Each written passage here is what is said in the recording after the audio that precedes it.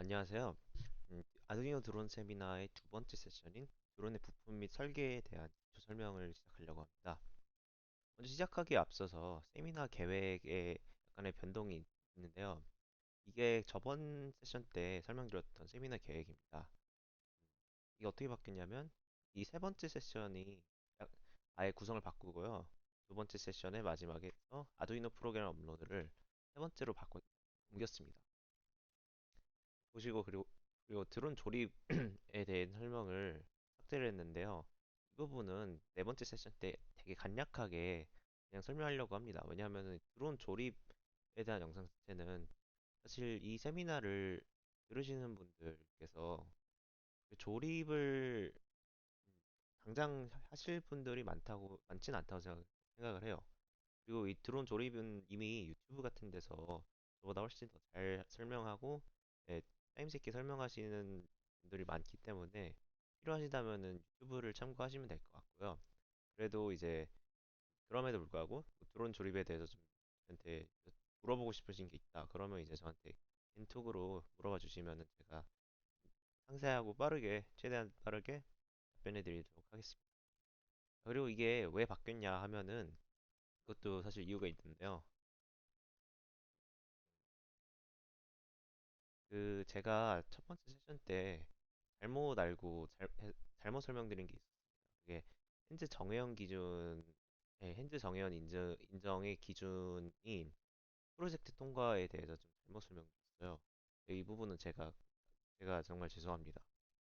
이거는 그 제가 저때까지만 해도 그 세미나 자체 기준만 통과하면은 그걸 이제 정회원을 인증받는 그런 구조였기 때문에 제가 이거를 바뀌었다는 거를 인지를 못하고 바로 진행하다 보니까 예, 저희 세미나만의 자체 기준을 가지게 되는데 이게 폐지되었어요.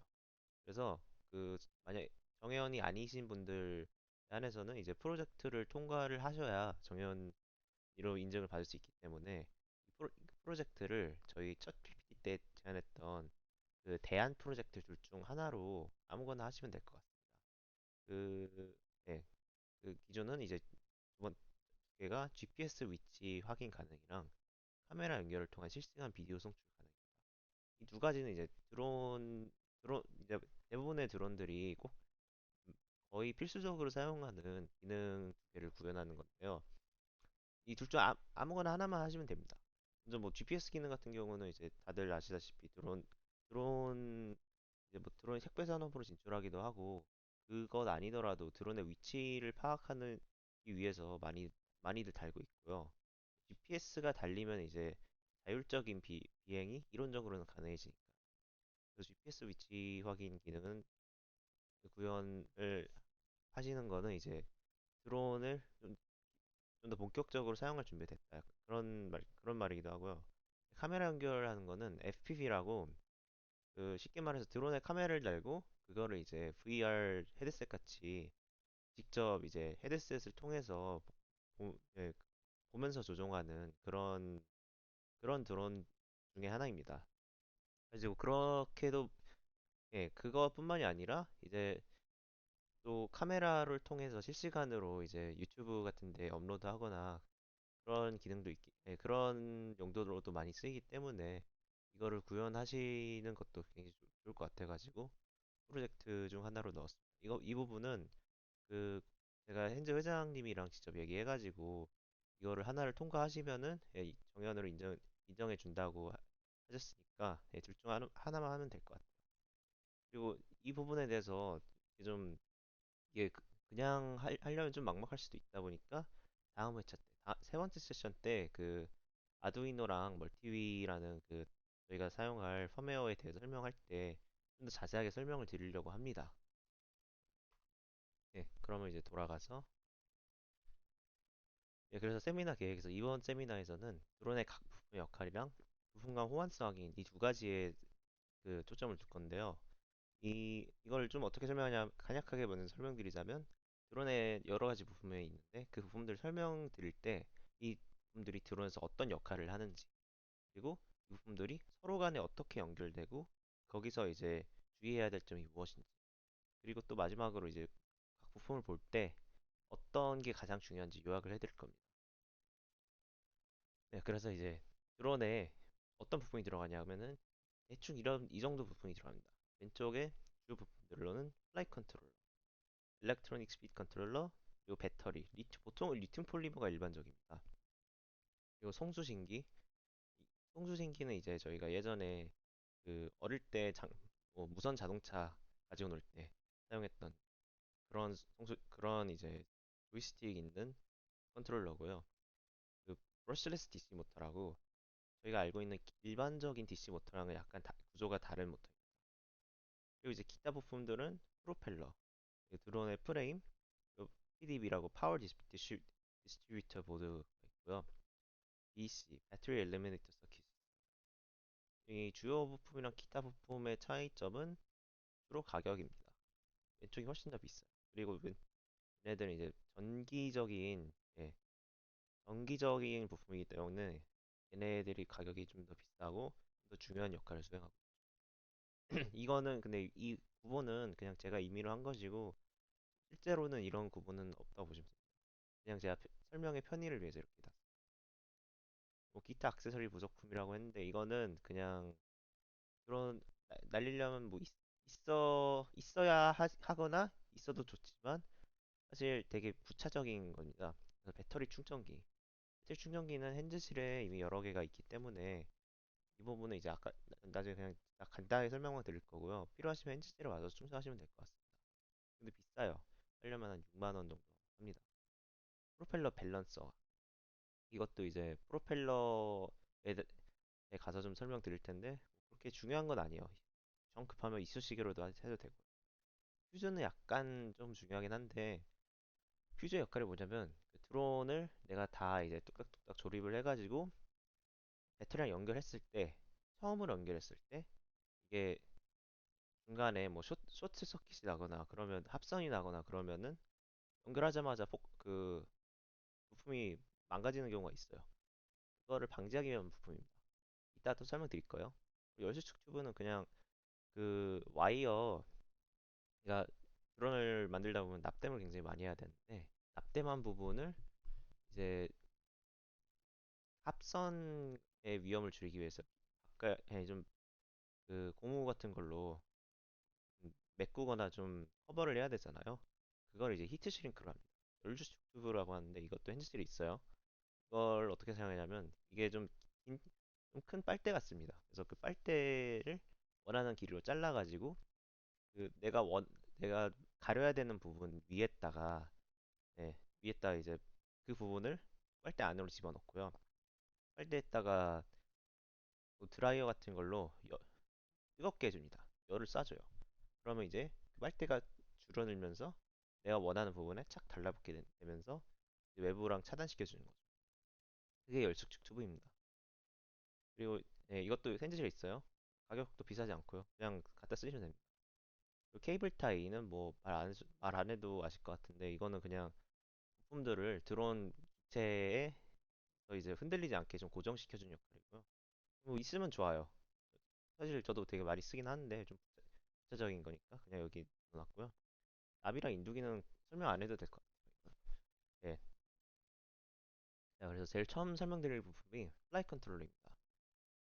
제가 저번 세션에 말씀드린 게 좀 기억나실지 모르겠는데 되게 오래전이라서 그 한 달쯤 된 것 같아요. 플라이 컨트롤러는 드론의 메인 프로세서입니다. 드론의 CPU라고 생각하셔도 좋을 것 같아요. 이번 프로젝트에서는 저희는 이제 상용화된 플라이 컨트롤러가 아니라 아두이노 나노라는 그 아두이노 제품을 사용하게 됩니다. 혹시 아두이노가 뭔지 모르시는 분들을 위해서 설명드리자면 아두이노는 제품군이에요. 나노는 아두이노 제품군의 특정 제품인데요.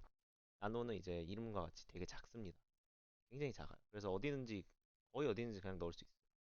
아두이노는 그 쉽게 말해서 되게 작은 소형 컴퓨터라고 보시면 돼요. 소형인 만큼 값이 싸고 소형인 만큼 그 성능은 정말 컴퓨터의 구색만 갖춘 정도라고 보시면 되는데 컴퓨터 설명도 정확하진 않은 게 그 윈도우를 탑재하는 건 아니고 그냥 내가 원하는 기능을 프로그램에서 수행할 수 있다는 그 정도의 기능입니다. 그래서 프로그램이랑 내가 인풋을 지정해주고 중간에 프로그램을 통해서 원하는 그 계산식 같은 거를 짠 다음에 그 내가 넣은 인풋에 대해서 그 프로그램대로 따르는 아웃풋을 출력하는 그 정도 기능이라고 보시면 돼요. 그 중에 그래서 저희는 그걸 아두이노 나노를 사용할 것이고 굉장히 쌉니다. 이거 다음 세션에 맞춰가지고 제가 핸즈실에 배치를 해둘 거예요. 한 명씩 이제 가져가셔도 되고요. 만약 그 전에 내가 이 프로젝트를 한번 해보고 싶다 하시면은 핸즈실에 이미 있어요, 사실. 그래서 갖다 쓰시고 다시 돌려놓으시면 됩니다. 네, 다 끝나고요. 자, 그리고 이제 플라이 컨트롤러. 네, 상용 플라이 컨트롤러에는 여러 센서들이 들어가는데요. 뭐, 당연히 플라이 컨트롤러의 가장 기본적인 프로세서는 들어가요. 프로세서가 들어가야 되고 자이로스코프가 들어가야 이제 가장 기본적인 플라이 컨트롤러의 구실을 갖춘 겁니다. 왜냐면 얘네 둘은 비행에 있어서는 없으면 안 되거든요. 없으면 날지 못해. 프로세서야 당연히 이제 계산을 해야 되니까 필요한 거고, 자이로스코프가 없으면은 드론이 내가 이제 뒤집어져 있는지 아니면은 똑바로 있는지, 아니면 뭐 얼마나 기울어져 있는지 그런 걸 모르기 때문에 두 개가 갖춰져야 가장 기본적인 플라이 컨트롤러가 됩니다.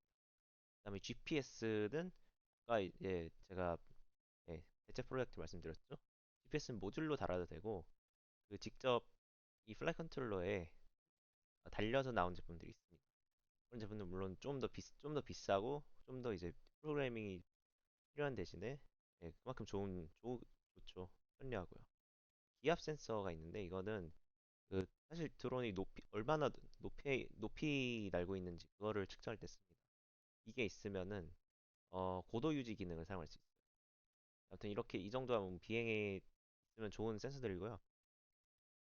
플라이 컨트롤러가 뭐냐? 먼저 그걸 좀 설명드렸어야 될 것 같은데 플라이 컨트롤러는 그 가장 기본적인 구성에 대해서 얘기하자면 내가 플라이 컨트롤을 전달하는 신호에 맞춰가지고 이제 그 신호를 수행하기 위해서 모터의 회전 속도를 조정하는 거죠.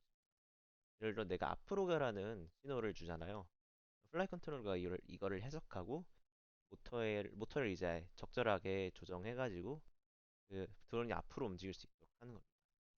그렇기 때문에 CPU라고 하는 거고요. 이제 부가 기능으로는 GPS를 통한 위치 추적을 할 수도 있고요. 뭐 이거를 이용해서 자동 귀환을 키면은 이제 내 집이나 내가 미리 지정한 장소로 알아서 자동적으로 오도록 그런 기능도 가능하겠죠.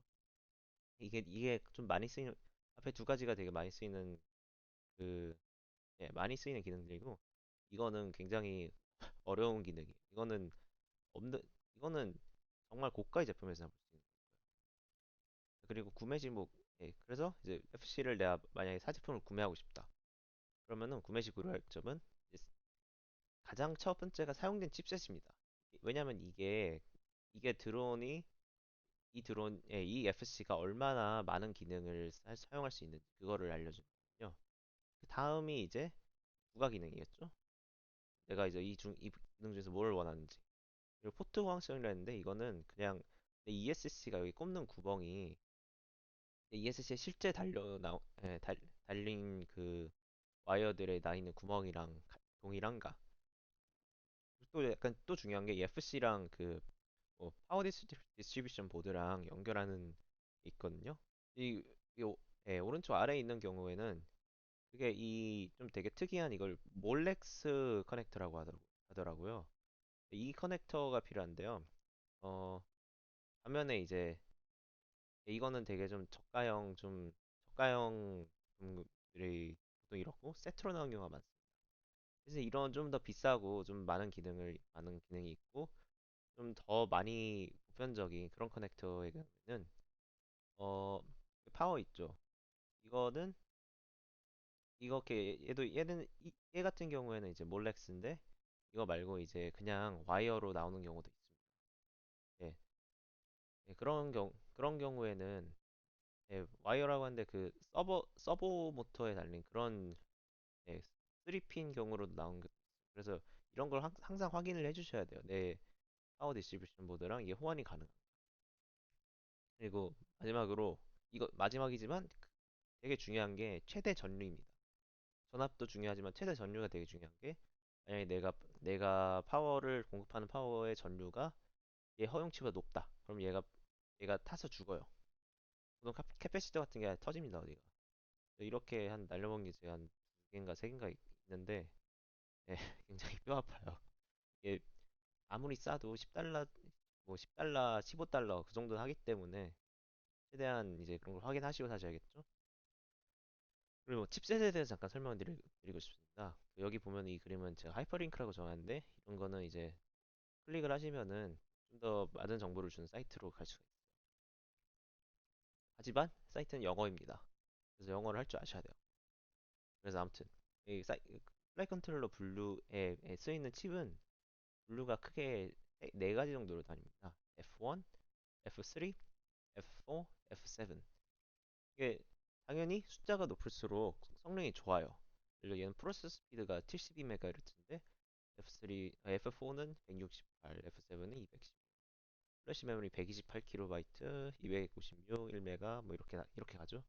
여기 UART라는 게 있는데 이거는 여기 사이트 들어와 보시면 아마 더 잘 설명되어 있겠지만 UART는 그 항공 프로세서들이 사용하는 소형 모듈 칩의 일종이라고 합니다. 저도 이보다 좀 정확한 설명은 힘들 것 같아요. 아무튼 이제 많을수록 좋죠. 다다익선이죠. 그래서 아무튼 어느 볼수록 성능 좋고요. 예, 비교를 하자면 저희가 쓴 아두이노 나노는 프로세서 스피드는 20MHz, 플래시 메모리는 32KB입니다.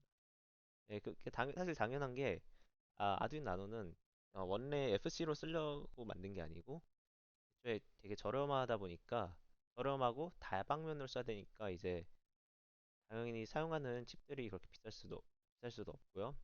다른 기능들도 수행해줘야 되기 때문에 예, 그만큼 이제 여기에 집중 투자할 수 있는 게 있지가 않습니다. 그래서 이 스펙이 좀 낮아요. 그래도 기본적인 기능을 수행하기에는 문제가 없을 거예요.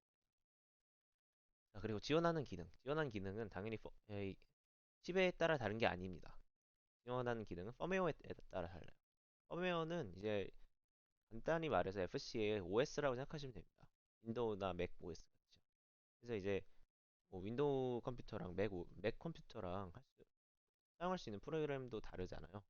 그런 것과 같이 이제 마운팅된 펌웨어가 무엇이냐에 따라서 어, 얘가 어떤 부가 기능을 사용할 수 있는지도 다릅니다. 대부분의 펌웨어는 근데 이제 좀 일반적인 기능은 대부분의 펌웨어가 다 지원을 해요. 저희 이 프로젝트에서는 아두이노 나노에는 멀티위라는 펌웨어를 잡지하고자 합니다. 멀티위에서 이 위가 사실 닌텐도의 콘솔과 좀, 좀 나이 많으신 분들은 알겠지만 위라고 예전에 콘솔을 낸 적이 있었는데 그 위에 위가 맞습니다. 정확히 말하자면 그 위 콘솔에 뭐라 해야 되지? 그 위 콘솔을 조종간, 네, 거기서 그게 이제 아무래도 자이로스코프도 있고 거기 그거 프로세서가 생각보다 좋다고 하더라고요. 되게 초기에 그걸 이제 조종기만 사가지고 거기서 케이스는 버리고 안에 있는 칩 같은 것만 따로 써서 이제 호비에 그 뭐냐 이런 취미에 사용하는 사람들이 있었다고 했는데 거기서부터 이제 멀티비 프로젝트가 시작됐다고 합니다. 아무튼 이건 좀 부가적인 거고요. 아두이노 기반의 이제 펌웨어들 중에서는 이제 아두이노를 기반한 플라이 컨트롤러들도 있어요. 그런 거는 이제 오픈 파일럿, 멀티위, 아두 파일럿 이런 펌웨어를 쓰고요. 전용 펌웨어, 그러니까 각 회사들이 개발한 전용 펌웨어로는 BLLE, 나자, 베타플라이 이런 펌웨어가 있습니다. 그래서 뭐 여기서는 굉장히 많은 기능을 지원을 하는데요. 그 중에서 뭐 그 비행에 보조가 되는 기능이 있습니다. 예를 들자면 내가 이제 드론의 고도 조절을 처음에 좀 미숙해서 어, 얘가 땅에서 안 떨어지길래 확 올렸더니 갑자기 확 올라가요. 네, 갑자기 확 올라가가지고 하다가 확 내렸더니 또 확 내려요. 그래서 땅에 떨어지면은 낙생이 나겠죠.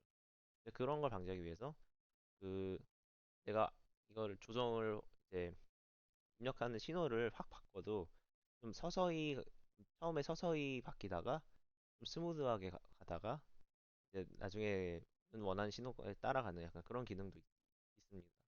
그런 거는 예, 있으면은 그 초보자분들이 사용하기 되게 좋은데 아무래도 이제 드론을 날리는 법을 이제 좀 익숙해지고 싶다 하면은 뭐 없이 하는 걸 추천드려요. 예. 아무튼 이거는 근데 나중에 뭐 드론 구입하실 때 차차히 알아보시면 되고요. 지금은 이제 FC는 이 정도만 아시면 됩니다. 그다음에 ESC인데요. ESC는 Electronic Speed Controller의 약자입니다. ESC가 뭐냐면 오른쪽 사진에 보이다시피 이 가운데 부분입니다. 여기에는 뭐 가충 칩, 뭐 캐파시터 이런 게 들어가는데 얘를 왜 얘는 뭐고 얘를 왜 쓰냐 하면은 얘를 쓰는 이유는 저희가 나중에 설명드릴 브러쉬레스 DC 모터를 가동하는데 얘가 필수적이기 때문에 얘 없으면 걔를 못 써요. 그래서 네, BLDC 모터를 사용해야 되기 때문에 얘를 쓰는 거지. BLDC 모터 말고 그냥 일반 모터를 쓴다. 브러쉬드 DC 모터라고 하겠죠. 일반 모터를 쓴다. 그러면 얘를 쓸 필요가 없어요, 사실. 일반 모터는 그 아두이노로도 그냥 제어가 가능하고요. 네, 아무튼 얘 주 기능은 에, 여기 이 서브리드라고 합니다. 이 세 가지, 핀 세 개짜리 되게 많이 한 번쯤 보셨을 것 같긴 한데 서브리드를 통해서 FC에서 신호를 전달받습니다. 이 빨간색 와이어를 통해 신호를 받아요. 빨간색이 하얀색 와이어를 통해 신호를 받아요. 예. 그래서 FC에서 받은 신호로 얘가 여기서 또 중간에 처리를 해가지고 그 이 세 개의 좀 두꺼운 와이어를 통해서 모터에 전달합니다. 모터에 전달해서 어떻게 하냐? 이 여기서 전달된 신호가 통해서 모터가 회전 속도를 회전 속도를 어, 바, 바꿔요. 그래서 얘 주 기능은 FC에서 받은 신호로 모터의 회전 속도를 제어하는 겁니다. 그리고 여기 아까 그 하얀색이 신호고 하얀색 와이어를 통해 신호를 전달받는다고 말씀드렸잖아요. 검은색 와이어는 당연히 이게 검은색 와이어는 이것뿐만이 아니라 모든 제품에서 그라운드 와이어로 통일을 합니다. 마이너스 와이어라고 보시면 돼요. 빨간색은 뭐냐? 빨간색은 플러스겠죠, 그러면? 플러스랑 마이너스를 통해서 전기가 흐르니까 얘는 어, 전기도 공급을 하는 거예요. 이걸 이따 말씀드릴 BEC라고 합니다. BEC를 통해서 그 FC에 전력을 전달하는데 예, 그러면 그럴 경우엔 이 파워가 필요가 없는 경우도 있어요. 예, 아무튼 어, 예. 그리고 여기 이 두꺼운 두 개의 와이어를 통해서 이 노란색 커넥터를 통해 어, 배터리에서 전력을 공급받습니다. 하지만 이제 저희는 이제 드론의 모터가 4개이기 때문에 이렇게는 잘 안 쓰고요. 대신 이거를 자르고 이 두 개 와이어를 PDB에 연결을 해가지고 PDB를 통해서 PDB에 배터리를 연결해서 한꺼번에 다 전력을 공급하는 방식을 주로 씁니다. 또 이따 설명드릴게요. 네. 아무튼 일반 DC 모터라면 필요 없고 BLDC 모터의 구조 때문에 필요합니다. 선을 잘라서 그리고 이게 보면 선이 되게 길어요. 근데 이 선을 다 이제 쭉 늘리면 아마 1m 정도 될 수도 있는데 아, 1m보다 한 70cm? 아무튼 근데 저희 드론 팔 길이가 그렇게 긴 건 아니거든요. 그래서 많이 쓰는 게 뭐냐면 그냥 어 배터리 쪽이나 주로 배터리 쪽 자르긴 한데 아니면 이쪽 부분을 잘라요. 원하는 길이로 자른 다음에 여기 있는 커넥터들을 이제 다시 납땜해주고 그 위에 아까 제가 말씀드렸던 히트싱크를 딱 갖다 놔가지고 그걸 줄여가지고 이제 말끔하게 이제 마감을 해줍니다. 그렇게 해서 이제 프레임 길이에 맞춰서 선을 자르는 경우가 많아요. 그리고 얘도 전자제품이다 보니까 당연히 펌웨어가 필요한데 사실상 펌웨어는 사이먼 K 하나로 요즘 통일됐다고 보시면 됩니다. 사이먼 K 말고도 비엘리 소프트웨어도 많이 씁니다. 근데 사이먼 K가 훨씬 더 많아요. 그만큼 안정적이고 보편화되어 있습니다. 그래서 뭐 구매 시 고를 점에서 펌웨어로 적어놨긴 했는데 아마 이거는 사이먼 K나 비엘리 둘 중 아무거나 하나만 들어가면은 상관없어요. 대신에 또 주의할 점은 뭐냐면 얘를 섞어 쓸 수가 없어요. 그러니까 ESC 같은 펌웨어를 쓰더라도 얘는 뭐 예를 들어서 플라이 스카이에서 만든 ESC를 쓴다. 또 하나는 뭐 어, 얘를 세 개를 쓰고 ESC 얘는 세 개만 사가지고 얘를 세 개만 쓰고 나머지 하나는 뭐 이상한 엑스윙 같은 다른 브랜드를 쓴다. 그러면 안 돼요.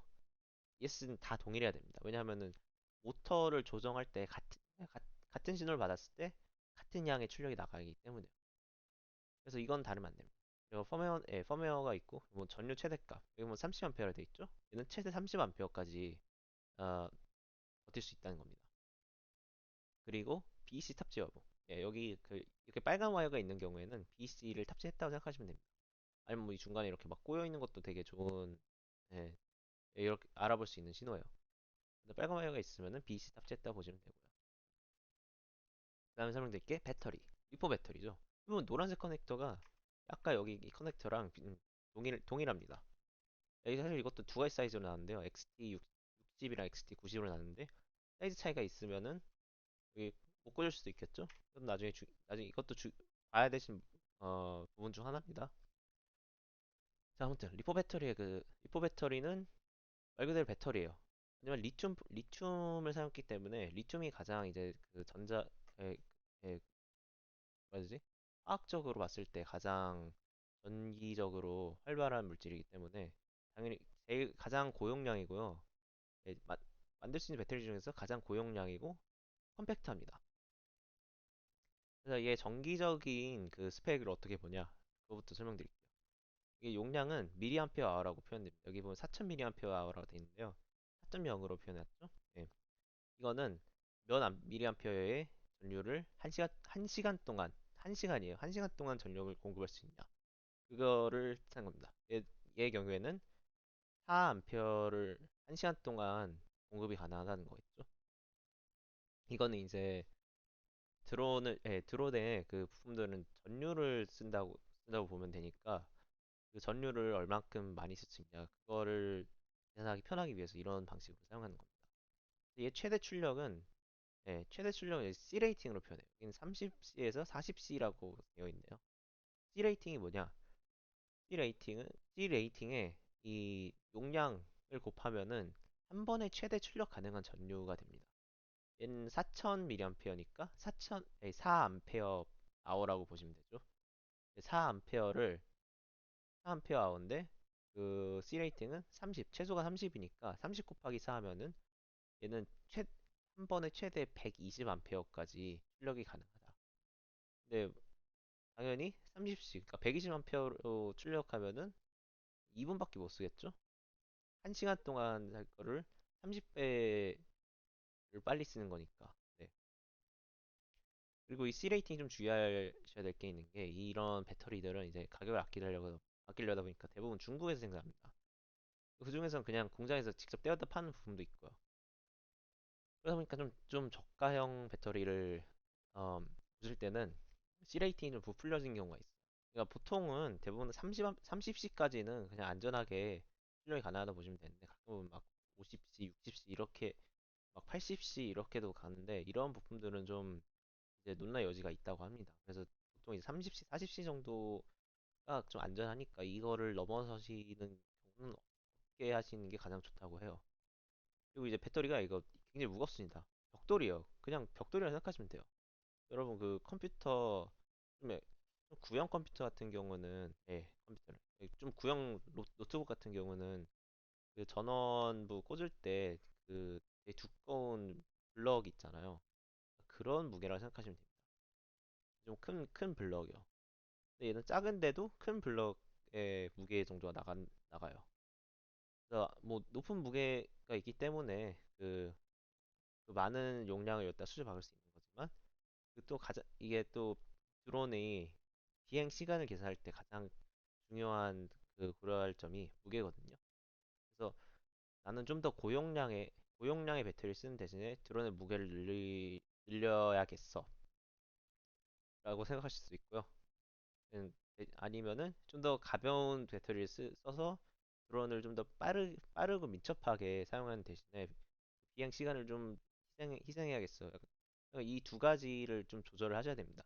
그리고 배터리를 선정하실 때는 항상 그 드론의 반응 속도와 민첩도가 이제 무게가 낮을수록 반응 속도랑 민첩도가 올라가지만 대신에 배터리의 무게를 줄이면은 용량이 줄어듭니다. 용량이 줄어드니까 그 비행 시간이 줄어들겠죠?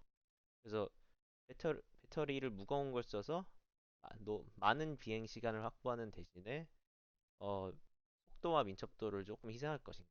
아니면은 속도 민첩도를 위해서 그, 그 배터리를 가벼운 걸 쓰는 대신에 그 비행 시간을 줄일 것인가? 이거를 생각을 하셔야 됩니다. 자, 그 마지막인 정기적인 특성으로 그 얘가 셀 개수가 있어요. 여기는 보면 여기 까만색으로 표시된 게 5셀이거든요. 여기 잘 안 보여가지고 좀 더 큰 거를 준비했어요. 여기는 두 번째에 있죠. 두 번째는 이제 3셀이라는 겁니다. 셀이 뭐냐? 이 배터리 안에 그 작은 배터리가 여러 개 들어가 있다고 생각합니다. 얘는 3개 들어가 있고 얘는 5개 들어가 있고. 그래서 이거를 어 예를 들어 여긴 3개 박았으니까 얘는 3셀이니까 3S로 표현합니다. 셀은 C지만 여기는 S로 표현해요. 여기는 5개 있으니까 5S겠죠? 네, 그리고 각 셀마다 그 3.7V를 공급할 수가 있어요. 얘는 4개니까, 4개는 14.8. 얘는 5개니까, 18.5가 되겠네요. 네.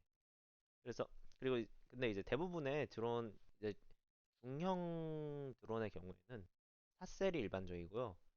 6셀까지도 사용하긴 합니다. 근데 그보다 더 고용량 배터리들은 이제 보통 산업용 아니면 진짜 대형 드론 날릴 때 필요하고요. 예, 그리고 이 셀이 전압이다 보니까 이거를 이제 모터, ESC 그런 부품을 선택하실 때 그 볼트를 꼭 봐야 돼요. 이게 몇 셀인지를 봐야 돼요. 몇 셀용이라고 나와요, 거기에. 예를 들어 이 모터는 2셀에서 3셀만 사용 가능하다. 이런 거는 이제 좀 소형 드론용 모터고요.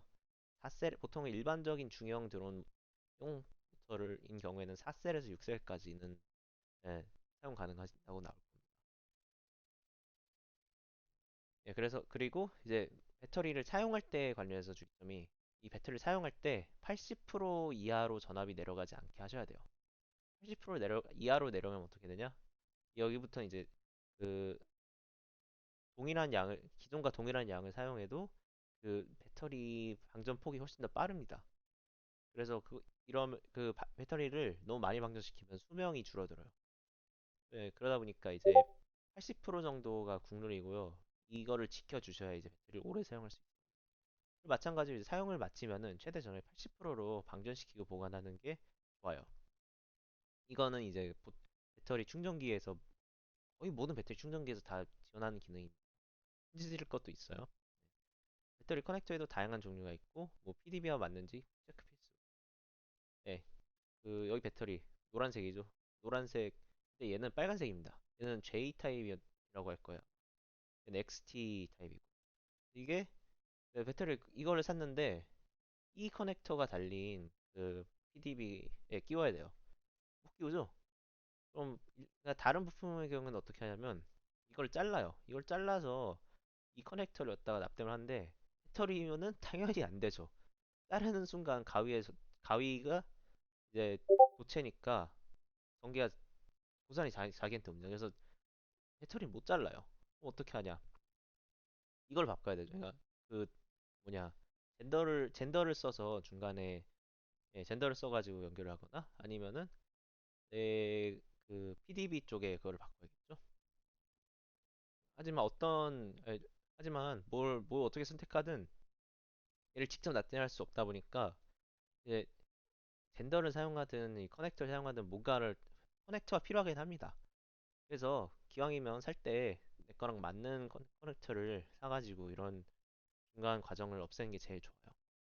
그리고 또 제가 추가로 말씀드릴 게 J 타입 커넥터는 좀 소형 드론에 많이 씁니다.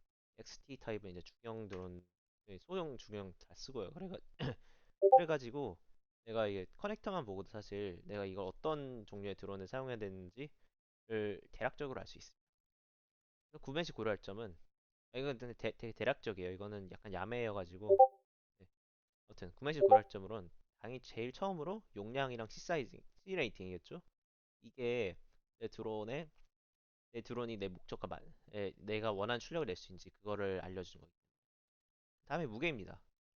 무게가 이제 아까 말씀드렸듯이 이 밸런스를 잘 맞춰야 되기 때문에 무게가 당연히 고려되고요.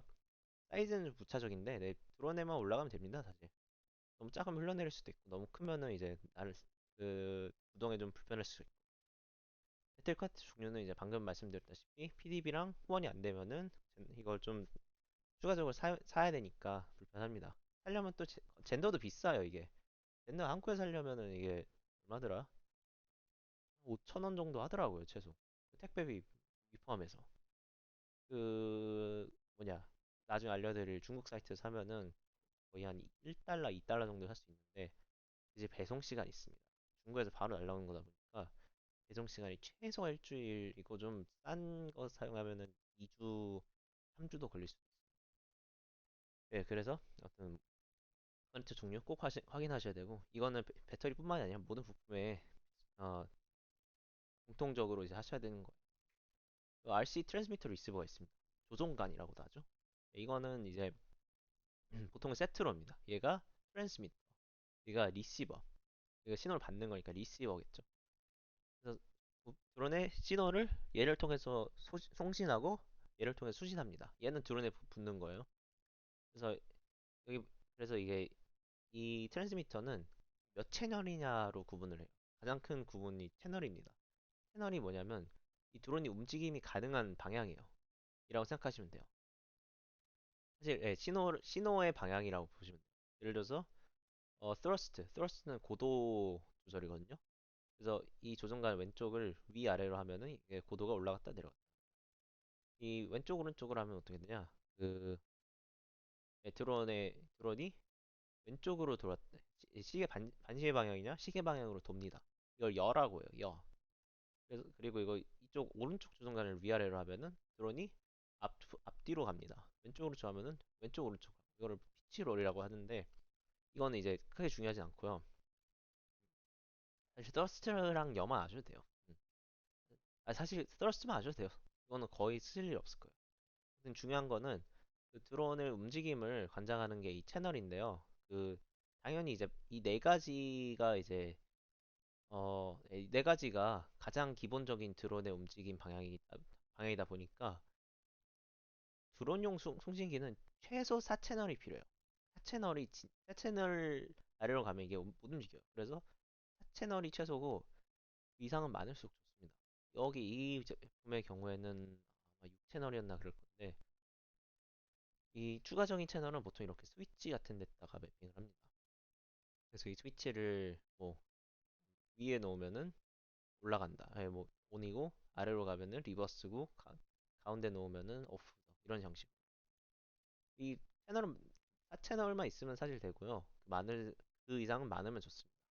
일반적 그 약간 특수 목적 용도 예를 들어서 뭐 드론에다가 집게를 해가지고 택배 같은 거를 집었다 놨다 하는 것도 채널이 하나 필요하고요. 음, 예. 그리고 뭐 불빛이 있는데 이 불빛을 껐다 켰다 하는 것도 채널이 필요하겠죠. 예. 그래서 각 그러니까 각 그 움직임 포인트 하나당 채널 하나라고 보시면 돼요. 이걸 뭐 이런 걸로 추가 채널로 이제 이걸 키면은 고도 유지하고 뭐 끄면은 고도 유지 안 하고 그런 기능도 있을 수도 있겠죠. 그래서 이 통신기가 고가의 부품일수록 좀 이제 채널 양이 가장 먼저 보이는 게 채널 양이 늘어나고요. 또 이제 좀 더 다양한 대역폭으로 이제 좀더 안정적인 통신이 가능해지고요. 그리고 이제 뭐 안에 부품의 질을 높여가지고 좀 더 오래 사용할 수 있다고. 그래서 이게 고장나는 경우는 거의 못 봤습니다. 아무튼, 예, 아무튼 이게 비싸면은 막 10만 원, 20만 원 넘어가기도 하는데 예, 일반적인 사용 용도에서는 4만 원, 5만 원 선에서도 컷제가 가능합니다. 싸진 않아요. 싸진 않는데 음, 예, 네, 예, 아무튼 그리고 뭐 리시버 같은 경우에는 그 주의할 점이 통신 프로토콜을 모를 수. 그러니까 여기 마운팅된 펌웨어가 뭐냐? 얘는 펌웨어를 쉽게 못 바꾸잖아요. 그래 되게 작고 이게 열리라고 만든 구조가 아니다 보니까. 그래서 얘 같은 거는 여기 어떤 프로토콜이 있냐에 따라서 얘랑 그 내가 쓰는 이 송신기랑 그 교신이 가능하냐 불가능하냐가 결정됩니다. 그래서 얘를 바꾸거나 얘를 바꿀 때는 프로토콜을 확인하셔야 돼요. 음. 그- 그리고 이제 여기서부터 이제 통신 쪽인데 저도 통신을 아직 안 배웠어요. 아직 이제 2학년이 끝나서 그래서 이거는 되게 단편적인 지식밖에 전달을 못 드리는데요. 수신기랑 통신기랑 수신기 사이의 그 통신은 TX 프로토라는 프로토콜이라고 명칭을 통칭합니다. 수신기랑 FC 사이의 그거는 RX고요. TX 하면은 얘네 둘 사이고 RX 하면 얘랑 FC 사이입니다. 라고 하시면 돼요. 그래서 뭐 얘를 사실 때 당연히 고려할 점은 뭐 채널 개수랑 가격이 가장 중요하고요. 이제 또 이 둘 중에 이게 세트로 오다 보니까 보통 이거 사면 얘가 오고 이거 사면 얘가 오기 때문에 얘만 바꿀 때는 그냥 이것도 같이 바꿔주면 돼요. 근데 얘가 뭐 부러졌다. 드론이 어디 나무에 부딪혔어. 그러면 얘를 바꿔야 될 텐데 그럴 때는 이제 이거랑 이거가 호환 가능한지 예, TX 프로토콜을 찾아보셔야 됩니다. 아, 그래서 리시버 프로토콜인데요. 여기도 이제 하이퍼링크 걸어놨습니다. 자세히 알아보시려면 가시면 돼요. 그래서 이제 시그널이 이걸 때 그, 아, 먼저 종류에 대해 설명드려야겠네요. 보통 PWM이랑 PPM이 가장 많이 보이는 종류고요. PCM은 이제 좀 고가형이라서 거의 안 보이는 종류이긴 합니다. 예, 저희는 이제 이거를 아마 못 접할 거예요. 비싸서. 아무튼 PWM부터 설명드릴게요. PWM은 Pulse Width Modulation이라고 해서 이 width가 그 두께라는 뜻이거든요. 얘는 이 시그널을 1과 0이라 통칭했을 때 1을 얼마나 오래 보내냐 그걸로 그 통신을 합니다. 그래서 펄스 시그널의 길이로 정보를 전달하겠죠. 모스보 할 때도 SOS 할 때 짧은 거 3개, 긴 거 3개, 짧은 거 3개 이렇게 하잖아요. 아, 긴 거 3개가 뭐 아무튼 이렇게 그 얘도 마찬가지로 길이로 정보를 전달해요. 그래서 이 모스보는 짧거나 길거나 둘 중 하나밖에 없는데 얘는 아날로그 시다 보니까 길이를 이제 원할 만큼 길게 늘릴 수가 있어요. 그리고 얘가 그냥 가장 간단하고 흔하고 그만큼 이제 안정성 있는 프로토콜입니다. 대신에 포트 하나당 한 개 채널이 필요해요. 즉 뭐냐면은 뭐 PWM 시그널을 각 모터가 하나씩 보내야 되는 각 모터에 하나씩 보내야 되니까 그 와이어를 총 4개를 연결해야 됩니다. 예, 예, 예, 예, 예. 그리고 PPM이 있어요. PPM은 Pulse Position Modulation이라서 그 신호를 신호가 0에서 1로 보내는 게 언제 보내느냐. 이 사이에 공백으로도 그걸 신호가 아니 좀 이 공백의 길이도 유의미하다는 거 보시면 되겠죠. 여기 보면은 얘는 이제 이론상 여러 PWM 신호를 하나로 어 하나로 압축시켰다고 보시면 된다고 합니다. 그래서 얘는 이제 여러 PWM 신호를 하나의 선으로 전달할 때 쓰는데 그 여기 보시면은 이거 네거티브 엣지라고 하거든요. 1에서 0으로 갈 때.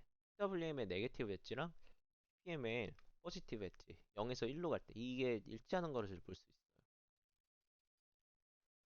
예, 그래가지고 얘는 포트 하나당 최대 8개 채널까지 사용이 가능하다고 합니다. 그래서 뭐 A 채널 그 리시버를 쓰더라도 정작 리시버가 드론에 연결되는 거는 선 하나만 연결해도 예, 되겠죠? 그리고 PCM이 있는데 펄스 코드 모듈레이션 이거는 PPM의 디지털 버전이라고 합니다. 얘는 아날로그다 보니까 그 중간에 잠깐만 끊겨도 완전히 다른 시그널이 될 수도 있거든요. 근데 대신에 얘는 디지털이다 보니까 그럴 걱정이 없어요. 그래서 안정성이 더 높아요. 대신에 기기가 더 비쌉니다. 중요한 점, 비싸요. 쌍가이 비지떡이라고 대부분의 리시버랑 플라이 컨트롤러는 PWM을 씁니다. 그만큼 안정적이기도 하고요.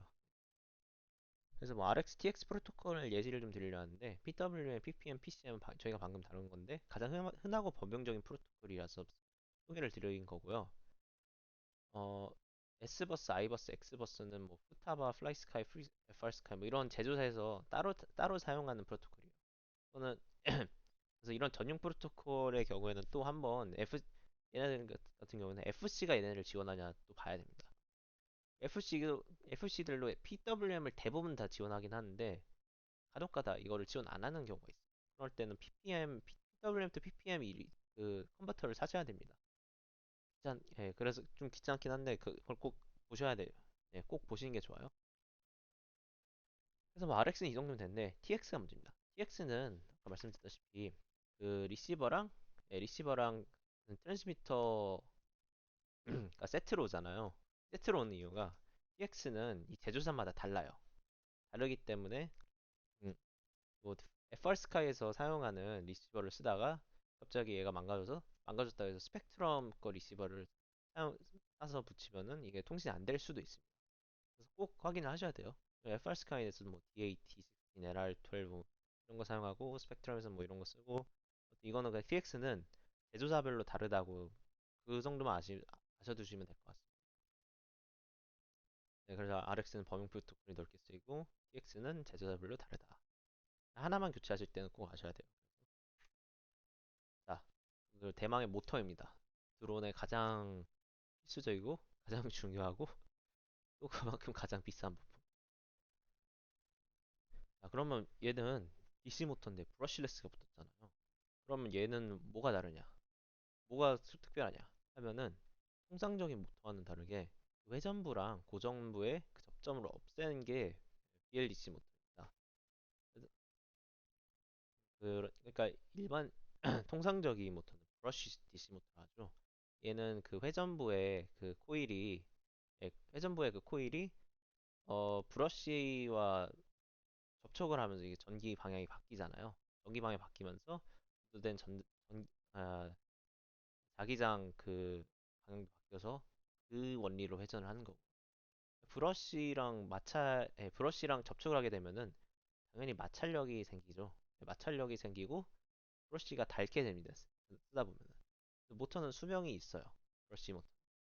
그에 반해 브러쉬레스 모터는 이 마찰하는 접점이 없다 보니까 회전력에서 마찰력으로 인해서 손해보는 부분도 없고 이제 그런 부분이 없다 보니까 속도를 훨씬 더 빠르게 해도 되겠죠.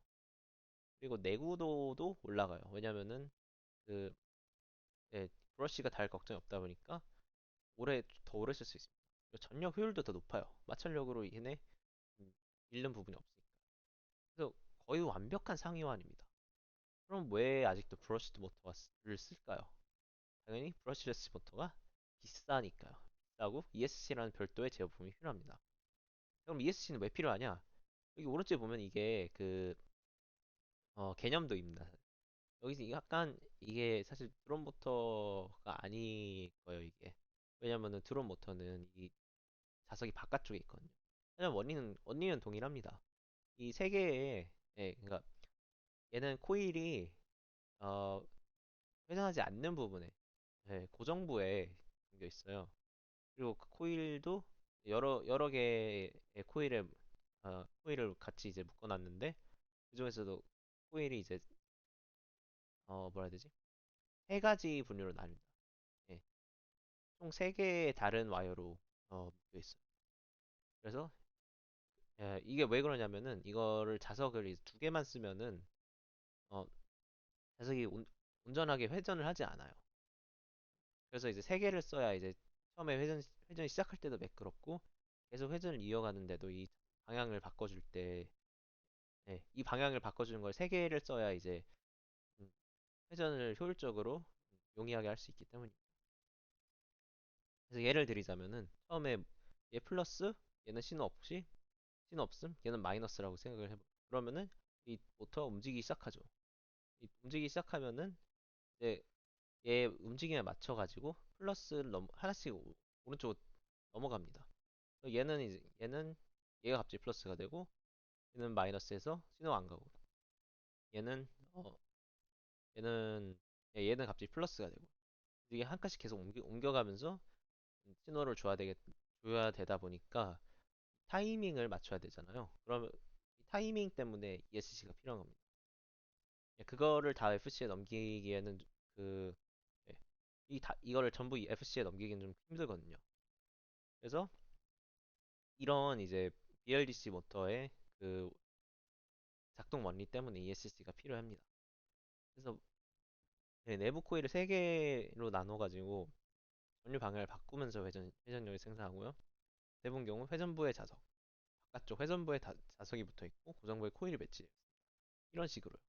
가운데가 코일. 이게 고정부죠. 바깥쪽이 로터. 회전부고 자석이 붙어 있습니다. 이 안에 이게 다 자석이에요. 또 네오디움 자석. 그래서 대부분의 BLDC 모터는 아웃러너라고 합니다. 아웃러너가 뭐냐면은 바깥의 케이스, 이 바깥 케이스, 이 DL 보시고, 예, 메이테크 여기 이 글자 붙여 있는 부분이 같이 돕니다. 이건 사실 좀뭐 전선이 달리는 부분이 특이하네요. 보통 아래쪽이 그래서 얘는 바깥쪽이 회전합니다. 이 축이랑 함께. 인러너는 뭐냐면 인러너는 내부 축만 회전해요. 대부분의 대부분의 통상적인 모터가 그렇잖아요. 밖에 케이스는 움직이지 않고 안에 그 축만 움직이는. 물론 이제 대부분이라고 한 거는 BLDC 모터 중에서도 인러너가 있긴 있습니다. 이거는 이제 저도 어떻게 작동시키는지 모르겠는데 아마 이런 식이겠죠? 네. 하지만 아웃러너가 뭐 자석을 더 많이 쓰는 만큼 더 회전력이 더 높을 겁니다. 그래서 얘 스펙은 어떻게 보셔야 되나? 이거를 이제 고정부를 스테이터라고 합니다.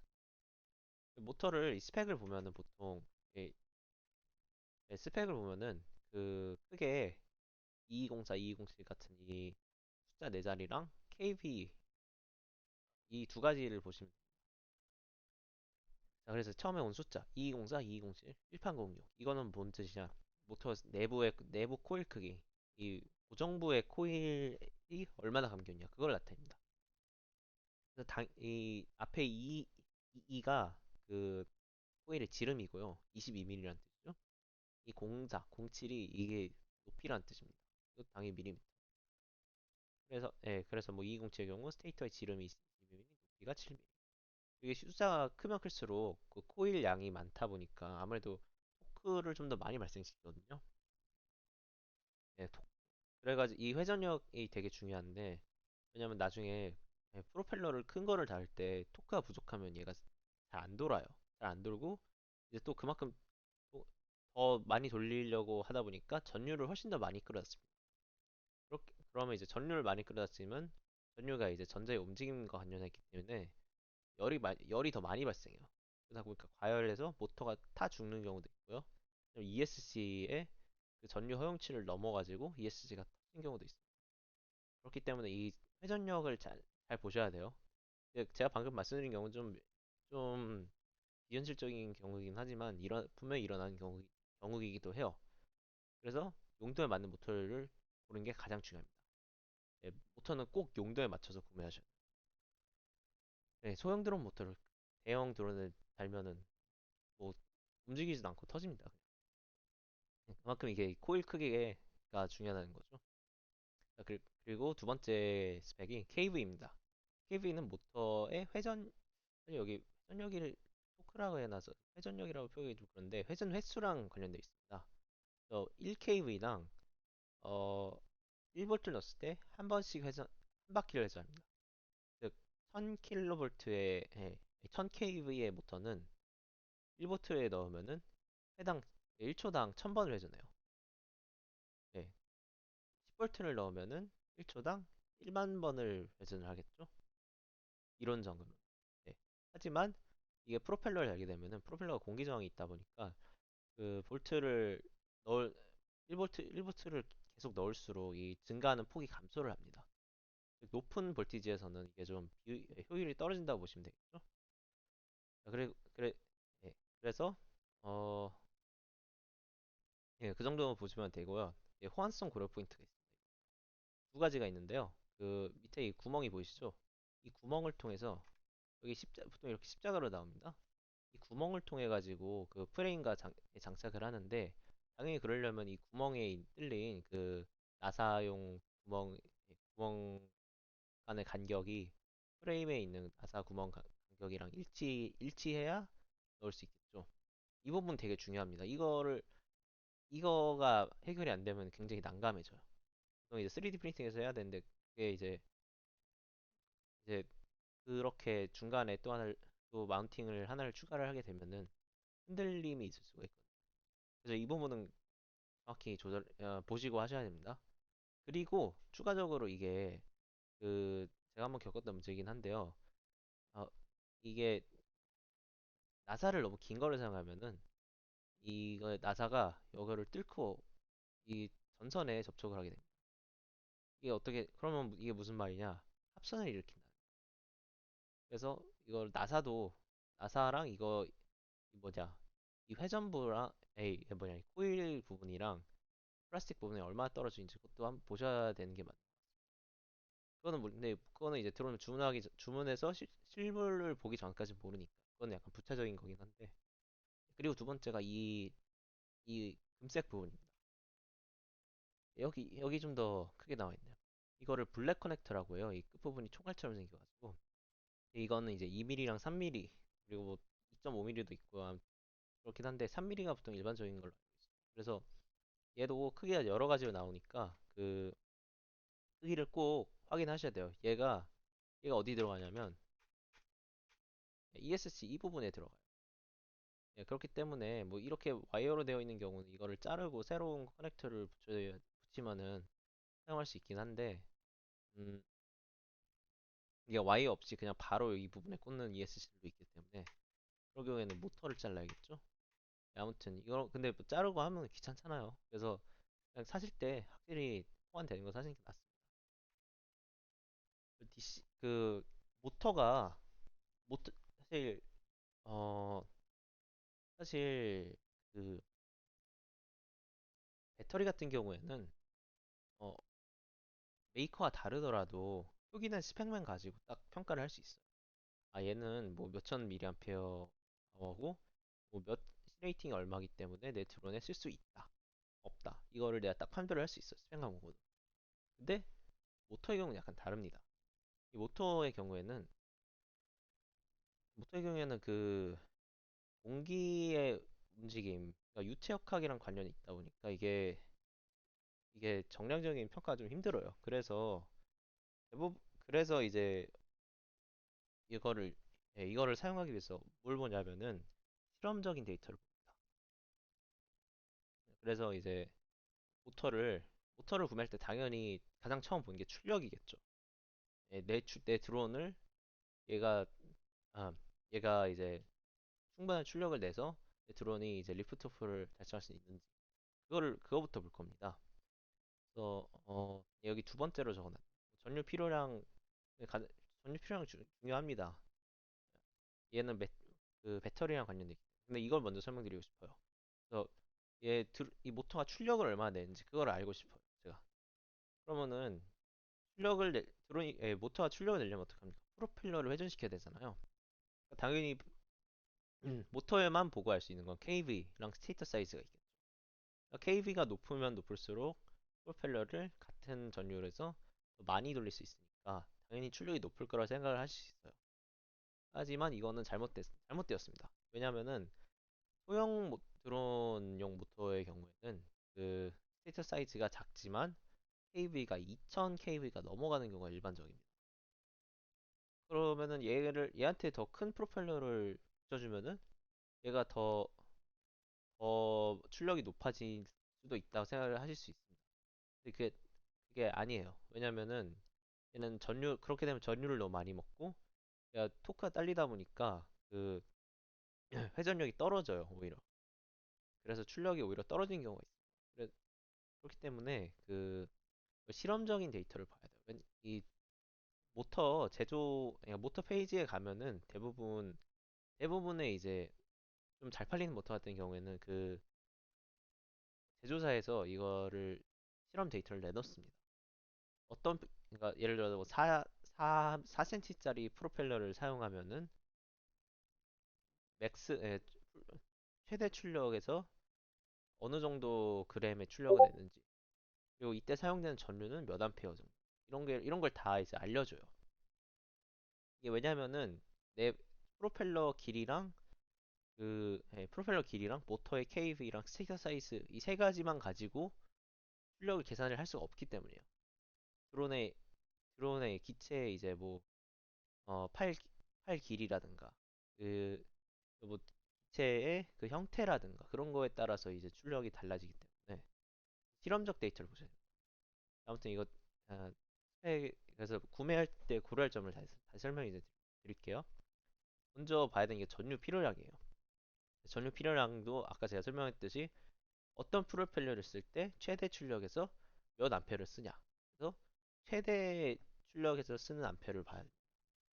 이 모터 하나당 이게 모터를 연결할 때 병렬 연결을 해요. 그래가지고 그 전류를 더해야 되는데 그래서 모터 하나당 최대 전류 사용량이 예를 들어 12A다. 모터 4개면은 48A의 출력을 보장을 해줘야 됩니다. 안 그러면 뭐 부품이 타니까요. 그래서 그래서 최대 전류 필요량에 곱하기 4해서 배터리의 최대 출력을 맞춰야 돼요. 일반적으로 이거를 얘네가 사용하다 보면 수명이 줄다 보니까 그 최대 전력에서 20% 정도 넘겨서 맞춥니다. 예를 들어 뭐 48A의 경우에는 48A의 경우는 60A 정도 최대 출력을 맞추는 게 좋겠죠. 예. ESC도 동일합니다. 12A 모터 사용 시 15A ESC를 사용하는 게 맞겠죠. 그 다음에 보셔야 되는 게 뭐 KV랑 스테이터 사이즈입니다. 이거는 근데 아까 말씀드렸다시피 그 실험적인 데이터를 참고를 하셔야 돼요. 실험적인 데이터를 참고를 하셔야 되다 보니까 그 전체 필요한 트러스트 양을 선택을 할 때 그 차트 같은 거를 줘요. 제조사나. 제조사가 안 줄 때는 사용자들이 직접 측정을 해가지고 올리는 경우도 가끔 있습니다. 근데 진짜 가끔 있고요. 대부분 제조사에서 줘요. 제조사의 그거를 참고를 하셔가지고 이제 이제 이 모터의 출력이 내 드론에 적합한가를 판별하시면 됩니다. 참고로 그 내 드론의 무게를 측정을 하신 다음에 이 드론에 제대로 날기 위해서는 드론 무게의 최소 2배의 출력을 갖춰야 됩니다. 이건 약간 국룰이에요. 네, 이보다 낮은 거를 쓰고 날 수는 있겠지만 그 잘 못 납니다. 그래서 국룰이 2배예요. 그리고 일반적으로 3배고 진짜 드론에 미친 사람들은 4배, 5배도 맞춘다고 합니다. 그만큼 무게가 중요해요, 드론. 그리고 뭐 프레임 장착 여부를 세 번째로 보셔야 됩니다. 당연히 내 프레임에 장착할 수 있다. 밑에 마운팅 홀 스페이싱이라고 하는데, 예, 이 부분이죠. 이게 내 프레임에 장착 가능한지를 보시면 되고요. 마지막으로 블랙 커넥터 사이즈 확인을 하셔야 됩니다. 이게 이 부분이 내 ESC에 장착이 가능한가 그걸 보셔야 돼요. 자, 그리고 그 다음에 설명드릴 게 프로펠러입니다. 모터만큼 중요한 부분이 프로펠러예요.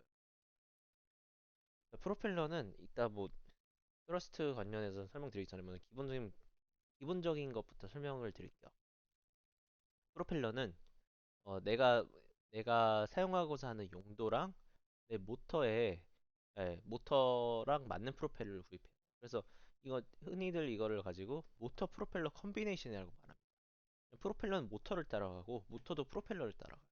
그래서 컨비네이션이 중요해요. 아까 그 말씀드린 것도 제조사에서 이 프로펠러를 사용했을 때 이 출력이랑 이 전류를 사용한다 라고 말씀드린 것도 예, 그 컨비네이션 말고 다른 컨비네이션 사용하면 이게 수치가 달라지기 때문입니다. 당연히 프로펠러 큰 거를 쓸수록 예, 모터에 부하가 더 많이 걸리고 그런 식이죠. 이건 다음 슬라이드에 설명드리고 일단은 여기는 프로펠러 용도랑 모터에 맞는 프로펠러를 구입하셔야 돼요. 큰 프로펠러 그러니까 날개가 더 길수록 한 번에 더 많은 양의 공기를 움직이기 때문에 더 많은 트러스트가 생성 가능합니다. 여기 트러스트는 제가 그램으로 말하는 그램으로 말합니다. 어, 원래는 이제 그 힘이기 때문에 뉴턴으로 얘기해야 되지만 그 편의성을 위해서 그램으로 설명할게요. 그래서 뭐 더 많은 트러스트를 생성 가능하지만 그만큼 이제 공기 저항이 더 세다 보니까 토크도 더 많이 필요해요. 너무 낮은 토크에서는 사용하면 모터가 탑니다. 그리고 뭐 토크가 높은 모터는 보통 킬로볼트가 적어져요. 네. 그래서 뭐 이게 보통은 이제 2000kV가 넘어가면 소형 드론이고요. 한 1500에서 한 800kV 사이는 중형 드론이고 800kV 미만은 그 대형 산업용 드론 그런 데 많이 있습니다. 그런 거는 이제 모터가 좀 더 큰 프로펠러를 돌릴 수 있다 보니까 출력이 높아지고 그로 인해서 더 무거운 배터리를 사용할 수 있기 때문에. 네, 그래서 아무튼 일반 국룰이 최소 드럼 무게 2배의 출력. 그 이상으로 이제 일반적으로 3배 맞추는 게 좋습니다. 국룰은 2배를 하는데 일반적으로는 3배예요. 그리고 그 위로는 닫아 익성. 예, 출력이 이게 왜 그러냐면은 그 힘의 균형을 봤을 때 만약에 예, 출력이 드럼 무게랑 동일하다면은 어, 고도의 변경이 없는 상태라고 할 수 있습니다. 중력과 동일한 양의 힘을 위로 이제 가해주는 거니까. 거기서 이제 드론 무게 2배가 된다, 출력이. 어, 그럼 F는 ma라고 하죠. 그러면 일정량의 가속도를 줄 수 있는 겁니다. 예, 죄송합니다. 지금 그, 이거를 계산 없이 설명드리기가 좀 그렇네요. 아무튼 이거는 뭐 직접 계산해 보시고요. 예, 아무튼 이런 뭐냐, 출력은 그 무게에 비례해 가지고 가속도로 나오기 때문에 그 무게의 몇 배냐 이 비율이 중요한 거예요. 그리고요 프로펠러는 간단한데 이거를 규격을 표시하기 위해서 두 가지 방법을 사용해요. 이 네 자리 숫자 곱하기 어떤 숫자, 한 자리 숫자거나 아니면 숫자 세 개의 곱으로 나타내요. 두 가지 많이 쓰지만 대부분은 첫 번째를 씁니다. 그리고 첫 번째 쓸 때도 이 뒤에 보면 생략이래요. 그래서 네 자리 숫자로 표현하는 게 일반적이에요. 이게 무슨 뜻이냐? 이 8030 곱하기 2를 예시로 들었는데 80은 80mm의 길이, 그리고 피치가 30mm고 날개가 두 개. 마지막 숫자 날개 개수예요. 그, 그리고 그 다음 것도 정보의 양은 동일합니다. 앞에 5가 5cm의 길이, 50mm 길이. 다음에 5는 5cm 피치, 50mm 피치. 그리고 3은 날개 3개예요. 자, 그럼 아래 거는 날개 3개인 프로펠러를 나타내기 위해서 보통 아래 거를 쓰고요. 이 네 자리 숫자만 표기하면 이제 날개가 2개인 프로펠러라고 생각하시면 됩니다. 네. 네. 그 규격은 이 정도고요. 그 피치에 관해서는 다음 슬라이드 때 설명을 드릴게요. 자, 그리고 프로펠러 크기랑 용도는 드론 사이즈에 맞춰야 됩니다. 아까 계속 말씀드리는 거지만 작은 모터에 큰 프로펠러를 쓰면은 모터가 타요. 음. 그렇기 때문에 모터랑 이제 프로펠러의 사이즈를 맞춰야 돼요.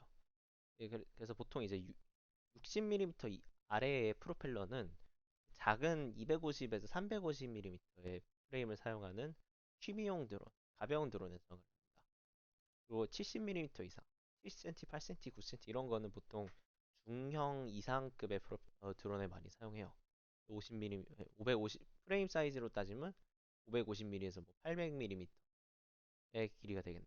여기서 이거는 드론의 지름이라고 해야 되나? 그러니까 드론을 완전히 펼쳤을 때 음, 한쪽 팔에서 다른 쪽 팔까지의 길이를 말합니다. 대각선으로.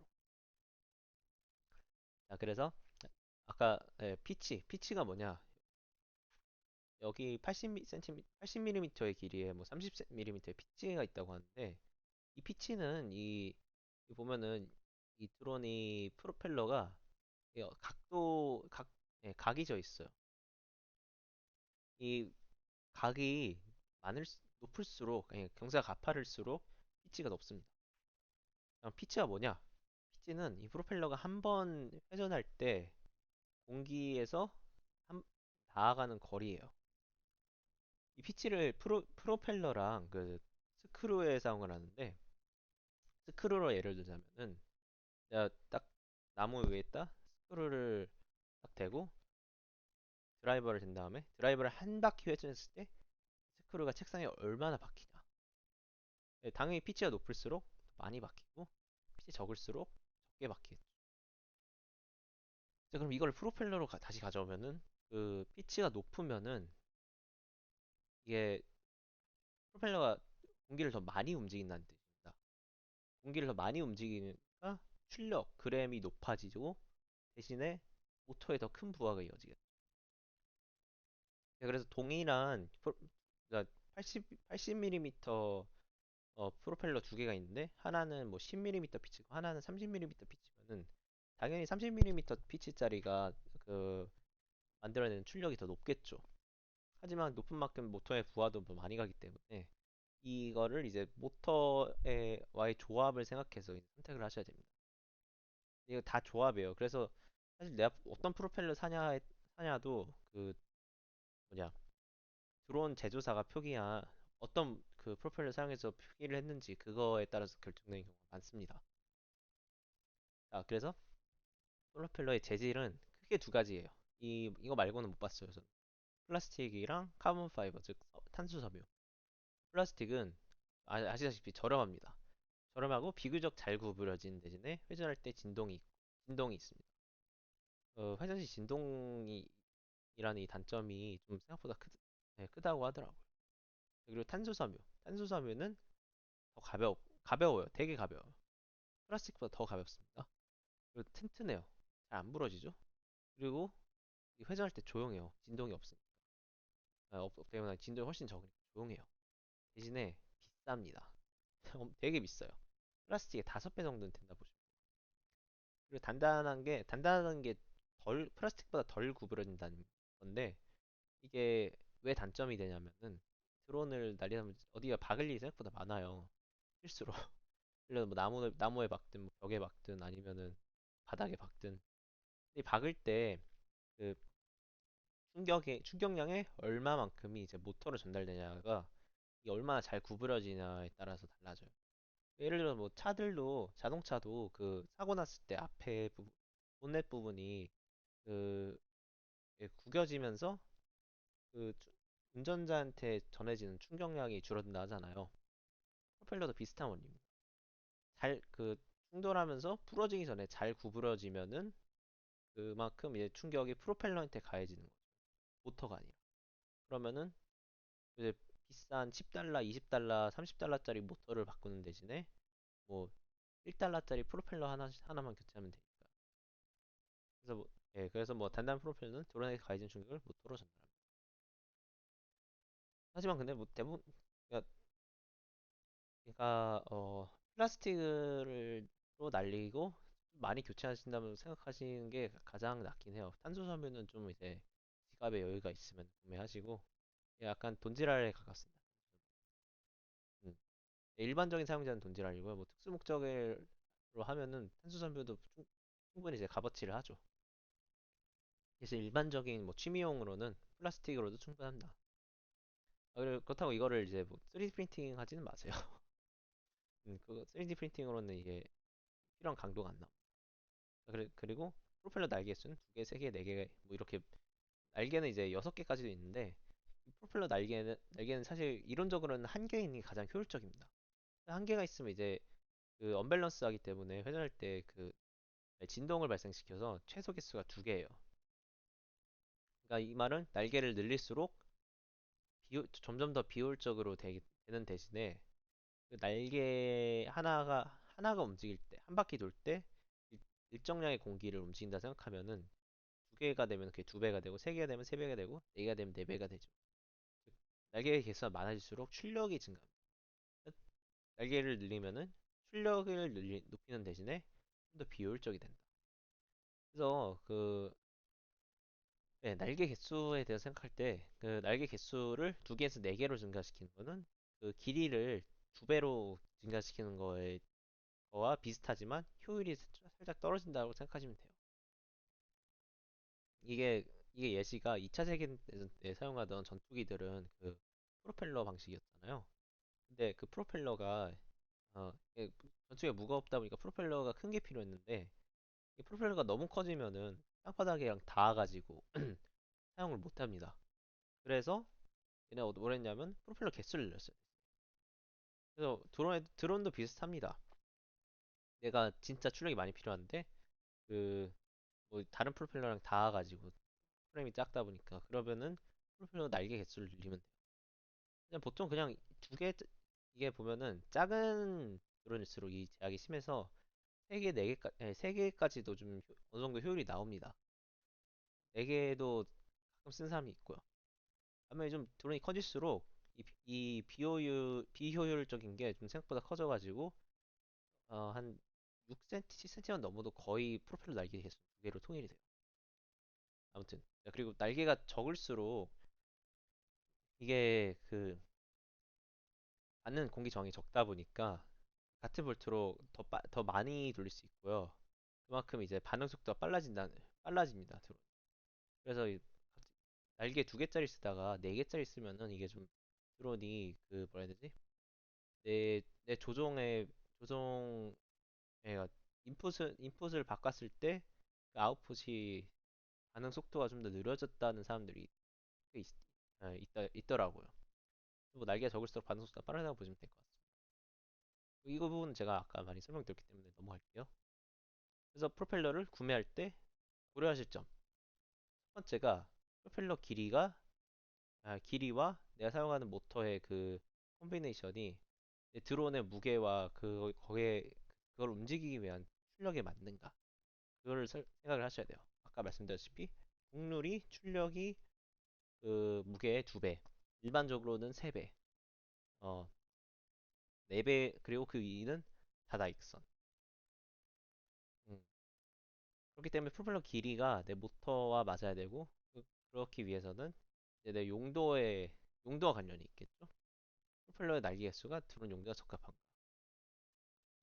그래서 내가 중형 드론을 사용할 거다. 그러면은, 보통은 80mm 이상, 90mm 이상의 프로펠러가 필요하고요. 날개 개수는 당연히 두 개로 고정이 되겠죠. 아니면 나 좀 소형 드론 쓰고 싶다. 250에서 350mm짜리 프레임의 드론을 사용하고 싶다. 그러면은 500mm 이하의 어, 아, 예, 여기는 이거 드론 프레임이네요. 600mm 이하의 길이의 프로펠러를 사용해야 돼요. 작은 드론 사용. 이런 프로펠러들은 뭐 600mm 대신에 400mm 프로펠러를 사용해도 되지만 이 경우에는 뭐 날개가 3개, 4개 달려야 된다. 프로펠러의 재질은 기압 사정에 맞춰서 대부분은 플라스틱으로도 충분합니다. 그리고 프로펠러의 구멍 크기가 이제 좀 제가 설명 안 드렸는데 이 가운데 구멍이 그 모터의 축의 두께랑 맞아야 돼요. 근데 내가 프로펠러 만들 때 모든 드론 모터에 맞추려다 보니까 프로펠러의 구멍이 되게 크게 나옵니다. 그래서 대신에 구멍이 큰 대신에 그 허브라고 이 안에 끼우는 조그만 도넛 모양의 링을 줘요. 그걸 이제 여러 종류를 줘요. 네, 그래서 이제 내, 내 드론의 모터에 두께에 맞는 허버를 여기다 끼운 다음에 사용을 하게 됩니다. 그럼 당연히 프로펠러 구매할 때 보셔야 될 게 이 베어링이나 허브가 내 모터와 맞는 게 있는가 그거를 보셔야겠죠. 그리고 이제 거의 다 왔습니다. 네, 드론 프레임이에요. 드론 프레임 이거는 좀 중형급에 속하고요. 이런 게 소형급에 속합니다. 네, 형태도 대부분 이런 식이에요. 뭐 취미용은 이렇게 작은 걸로 많이 쓰고요. 촬영용은 이 정도 중형급은 돼야 됩니다. 그래야 이제 어느 정도 모터 출력들을 보장할 수 있기 때문에. 산업용으로는 이거보다 훨씬 크고 그 팔 개수가 늘어나요. 사용하는 모터 개수랑. 산업용은 어디에 쓰이냐? 농약 뿌릴 때 좀 많이 씁니다. 그, 예, 그 미국 같은 경우에는 그 농부 한 명이 관리하는 그 농지가 굉장히 넓다 보니까 이거를 예전에는 헬기를 불러서 농약을 뿌렸어요. 근데 요즘은 그냥 드론에다가 이걸 달아서 한다고 하더라고요. 농약이 이제 액체다 보니까 액체가 무거우니까 출력이 많이 필요해요. 그래서 헥사콥터, 옥터콥터 같이 이제 팔 개수를 훨씬 늘려서 요즘 좀 되게 비싼 드론을 씁니다.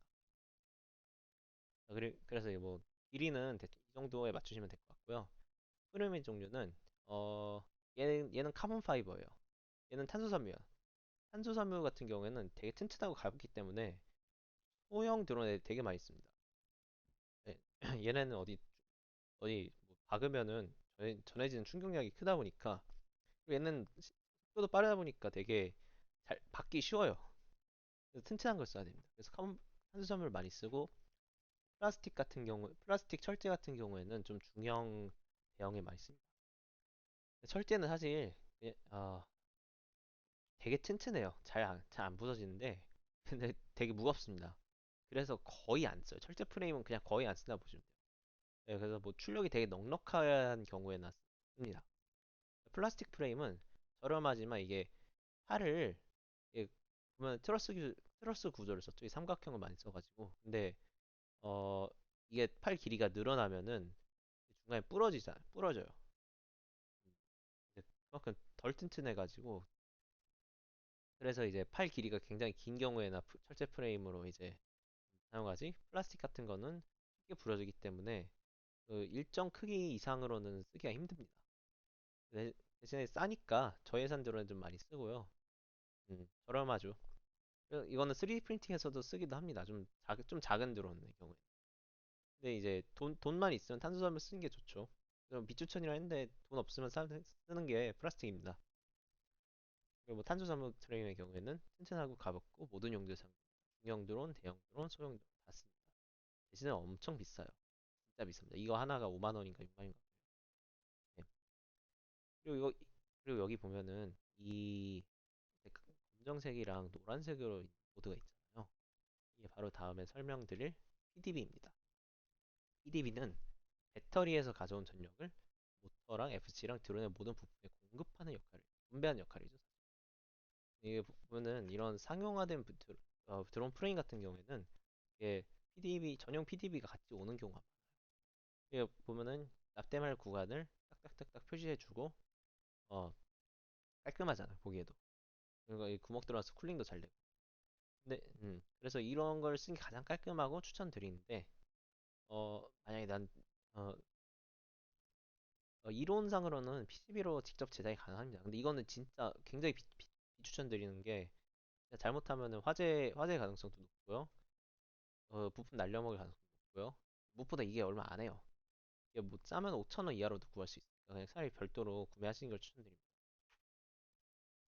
아무튼 이 아래에 들어온 경우 같은 이, 음, 죄송합니다. 이 소형 드론 같은 경우에는 여기 PDB가 없는 자질을 넣었는데요. 이런 경우에도 이제 아래에 PDB가 있는 드론도 굉장히 많습니다. 그래서 뭐 여기 예시로 든 건 DJ일 거네요. 그리고 마지막으로 BEC입니다. 배터리 엘리미네이터 서킷이라고 하죠. 아까 그 잠깐 ESC 설명할 때 말씀드린 부분과 같이 FC에 전원을 공급하는 부품이에요. 보시죠. 이 검은색이랑 빨간색. 검은색은 그라운드 와이어니까 당연히 필요하고요. 빨간색은 빨간색을 통해 전력이 공급됩니다. 그래서 만약에 연결하시는 와이어 중에 빨간색이 있다면은 이거는 전력과 관계된 게 있구나 하고 그렇게 생각하시면 됩니다. 이는 뭐 전원을 공급하는 부품이고요. 일정한 전압 전류로 전력을 공급하는 역할을 합니다. 여기에 예시를 든 거는 어,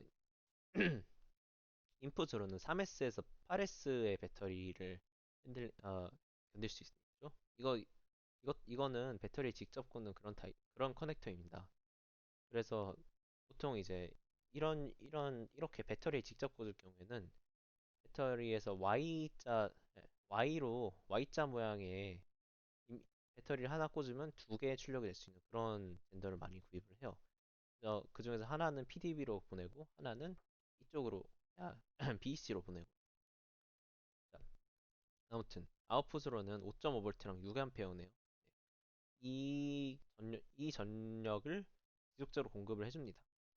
만약 내 FC 최대 전류가 뭐 5A밖에 안 돼. 그럼 이걸 쓰시면 안 되겠죠? 예. 더 적은 전류 공급을 쓰셔야 됩니다. 네, 그래서 뭐 FC 최대 전압이랑 전류 체크 후에 사용하시고요.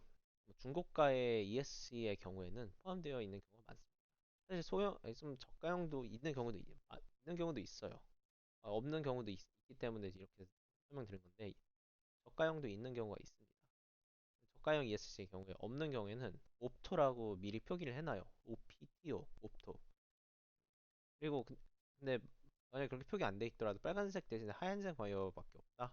그러면은 ESC에 BC가 포함이 안 된 겁니다. 그런 경우는 별도로 구매하셔야 돼요. 그리고 하지만 이제 BC도 이게 아무래도 회로다 보니까 없는 경우가 이게 없이 ESC에 포함되어 있는 게 아무래도 무게를 줄이는 거에는 굉장히 용이합니다. 이런 짜잘한 게 모여가지고 무게 확연히 줄어드는 거기 때문에 예, 이걸 없이 사용하는 게 베스트이긴 해요. 그리고 기타 부품들, 배터리 충전기, 핸즈지에 보여줍니다. 보통은 이게 충전할 경우에는 2C에서 3C 정도로 충전하는 게 일반적이에요. 이, 이 C는 아까 그 C 레이팅 설명할 때랑 동일한 건데, 예를 들어 내가 4000mAh의 어, 배터리를 충전하고자 하면은 1C로 하려면은 4A로 충전하고요. 2C로 하려면 8A, 3C는 뭐 12A겠죠. 일반적으로 3C까지는 무리 없이 충전이 가능하다고 합니다. 수명에 거의 영향을 안 주고. 근데 낮을수록 수명에 영향이 훨씬 덜하긴 해요. 그리고 이제 디스차지, 그러니까 방전할 경우에도 1C에서 3C 정도로 많이 한다고 합니다. 그래서 충전 방전은 1C에서 3C로 고정해 주시고요. 이 배터리 충전기를 써야 되는 이유는 여기에 이제 별도의 선이 있는데 예, 여기서 보면 이 하얀색 와이어입니다. 이거를 밸런스 리드라고 합니다. 얘를 여기에 그 배터리 충전기에 연결할 수 있어요. 연결하면은 이 배터리 내에 각 셀, 아까 그 3셀, 4셀짜리가 그 배터리 팩 하나에 작은 배터리들을 3개, 4개씩 같이 묶어 넣은 거라고 말씀드렸는데 이 셀들이 각자 모두 균등한 전압으로 충전될 수 있게 합니다. 그래서 필수적이에요. 아마 이 동일한 모델이 아마 핸드실에 있을 겁니다. 그리고 퓨즈, 아까 말씀드렸다시피 드론을 다 조립을 해서 처음으로 켰을 때, 처음 배터리 연결했을 때 부품이 이제 잘못 연결하는 걸로 인해 부품이 망가지지 않게 방지를 해줍니다. 필수 부품은 아닙니다. 없어도 충분히 사용할 수 있어요. 하지만 만약에 약간 보험 같은 거라고 생각하시면 됩니다. 좀 하나에 5,000원 정도인가 하는데 있으면은 그 사고를 방지할 수 있는 그런 부품이에요. 이거 같은 경우는 그 링크를 걸어놨습니다. 이거는 온라인 쇼핑몰 페이지입니다. 만약에 뭐 드론을 사용하실 일이 있으면은 구입하시는 것도 생각해 보실 만해요. 예, 저도 이거 있었으면 아마 날려먹는 부분이 훨씬 적지 않았을까 싶네요. 네, 그 다음에 프로펠러 밸런서입니다. 이거를 왜 쓰냐? 프로펠러가 이게 어떻게 쓰냐? 그것부터 설명드릴게요. 프로펠러 사이에 이걸 고정을 시키고 프로펠러 이렇게 딱 놨을 때 한쪽이 기울어지면은 그쪽이 더 무겁다는 뜻입니다. 이 양 날개 중에서. 그럼 이게 무거우면 왜 안 되냐? 아까 그 프로펠러를 극단적으로 이거 하나를 자르고 예, 하나를 자르고 날개 하나짜리로 쓴다고 생각을 해보세요. 막 덜덜덜 떨리겠죠. 그만큼 이제 한쪽이 무거우면은 진동이 생깁니다. 진동이 생기면 시끄러워지고 이게 그 모터 축을 흔들기 때문에 내구성도 떨어지고 안 좋은 게 좀 있어요. 그래서 이런 걸 쓰는데 그래서 무거운 걸 확인했으면은 무게를 어떻게 맞추냐? 무거운 쪽을 차포질 같은 걸로 덜어내는 경우도 있고요. 아니면 뭐 제가 참고한 책에서는 가벼운 부분에다 뭐 매니큐어 같은 걸 덧칠하는 부분도 있다고 하네요. 뭐 매니큐어나 풀 같은 걸로 하면 되겠죠. 최대한 이제 얇게 펴가지고 그 공기 흐름을 최대한 방해하지 않도록. 그래서 아무튼 이걸 통해서 균형을 맞출 수 있습니다. 이거는 핸즈질이 아마 없을 것 같은데 이거는 필요하시다면 3D 프린팅해서 쓰셔도 될 것 같고요. 중요한 거는 여기다가 얇은 막대기를 끼워가지고 두 개의 기둥 사이에 놔서 놓는 거기 때문에 어, 이쑤시개로도 가능합니다. 책 여러 개 쌓고 이쑤시개로 하셔도 돼요. 대신에 이제 고정이 안 될 뿐이지 급하면 그렇게 하시면 됩니다. 그래서 이제 이걸로 이제 부품 설명은 다 마친 거고요. 그 부품 구매할 수 있는 사이트에 대해서 좀 알려드릴게요. 제가 되게 많이 사용하는 사이트가 호비킹인데 중국 사이트예요. 적당한 가격, 좀 적다고 저렴한 가격에 괜찮은 품질 아이템들을 구매를 할 수가 있습니다. 이제 여기서 하면 어느 정도 보증은 된다 보시면 돼요. 그냥 연결했을 때 터지는 않는다. 음. 네, 그 대신에 더 저렴할 수는 있어요. 더 저렴한 게 어디냐? 알리익스프레스, 방굿 이런 사이트. 이건 딱 보면 딱 가서 들어가 보면은 이거 되게 사이트 구성이 약간 좀 조금 허름합니다. 좀 허접해요. 그 대신에 그만큼 가격이 저렴하고 얘네들은 그 공장에서 직접 떼어오는 경우가 많습니다. 그래서 그 상품 설명에 보면은 그 연락 대형 오더의 경우에는 연락을 주시면은 뭐 변경을 해드릴 수 있다. 뭐 색깔 바꿔드릴 수 있다. 이런 게 있어요. 그렇게 이제 품질이 약간 도박이 있어요. 딱 보면 상품 설명에도 좀 뭔가 빠져 있는 경우가 있고 그 리뷰 같은 것도 솔직히 약간 좀 못 믿어온 경우도 있어요. 당, 사실 알리익스프레스는 많이들 쓴다고 들어가지고 얘가 그나마 좀 더 믿음직스럽긴 한데 아무튼 가격이 되게 저렴합니다. 그만큼 저렴하니까 메리트가 있어요. 그래서 나중에 좀 내가 이제 부품 공부를 충분히 해서 자신 있다 하면 여기서 뭐 주문하신 것도 도전을 하실 법하다고 생각합니다. 네, 그리고 뭐 단 것도 비슷하고요. 마지막으로 뭐 국내에는 디바이스 마트가 있습니다. 이거는 그 핸즈 공지톡에 그 잠깐 올라왔던 것 같은데 되게 다양한 종류의 전자제품을 취급하기 때문에 들어온 부품은 아니더라도 아두이노 같은 거를 구매하거나 뭐 무슨 센서 같은 거 구매할 때 그럴 때 여기를 사용하셔도 됩니다. 그리고 마지막으로 그 한마디 더 말씀드리자면 모터에 대해 설명을 드리고 싶은데 모터는 보통 이제 어떻게 하냐면은 그 생산을 어떻게 하냐면 그 중국 공장 같은 데서 그 기본적으로 막 코일 감고 그런 걸 기본적인 그 뼈대 같은 거를 제작을 한 다음에 각종 샵에서 그런 걸 주문합니다. 소규모 샵이요. 뭐 아까 말씀드린 플라이 스카이 뭐 엑스로터, 엑스윙 뭐 이런 데서 예, 스카이윙 뭐 이런 데서 다 주문을 해요. 그런 소규모 공방들에서 주문을 해서 그 기본적인 프레임 같은 게 오면은 모터의 프레임이 오면은 거기다 이제 직접 자기들이 뭐 와이어를 감고 어떻게 하고 해서 거기가 커스텀을 합니다. 그래서 각 샵에서 만든 게 그 비슷하게 생겼더라도 스테이터 사이즈도 뭐 비슷하고 그러다도 그 성능이 조금씩 달라요. 그래서 그러다 보니까 이 모터는 그런 그러니까 브랜드 샵에서 사는 게 가장 믿음직합니다. 그런 공방 같은 경우에는 이제 그 아- 제품 라인업이 다양하지 않다 보니까 그만큼 그 여러 프로펠러로 실험을 해서 데이터를 올리기도 하고요. 이제 근데 이제 어떤 모터가 좋은지 모르겠다? 그런 거는 이제 인터넷에서 검색하거나 레딧에 되게 잘 나와 있더라고요. 아니면 뭐정 모르시겠으면 저한테 개인톡으로 주시면은 제가 아는 한에서 최대한 그 괜찮은 그 브랜드들을 설명해 드리려고 합니다. 뭐 이런 거 어디서 찾아볼 수 있는지. 네. 그래서 이게 이걸로 이제 두 번째 세션을 마치려고 합니다. 네. 일단 되게 약속드린 것보다 되게 늦은 거 먼저 죄송하다고 말씀드리고 싶고요. 그 시험 끝나고 나서 일주일 동안 이 슬라이드 되게 열심히 만들었어요. 그리고 나서 그 녹음을 했는데 한 번은 파일이 날아갔어요. 그래서 급한 대로 두 번째는 이제 본가에 내려가서 거기서 좀 저렴한 헤드셋으로 녹음을 했어요. 그러고 나서 업로드하려고 보니까 음질이 너무 안 좋더라고요. 날려서 이게 세 번째로 녹음한 어, 그래서 예상보다 좀 많이 늦어진 점 사과드리고요.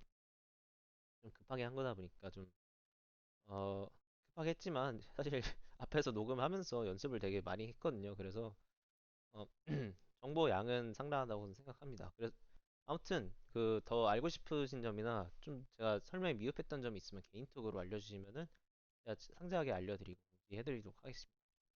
감사합니다. 다음 세션은 다음 주 금요일까지 최대한 해보도록 하겠습니다. 감사합니다.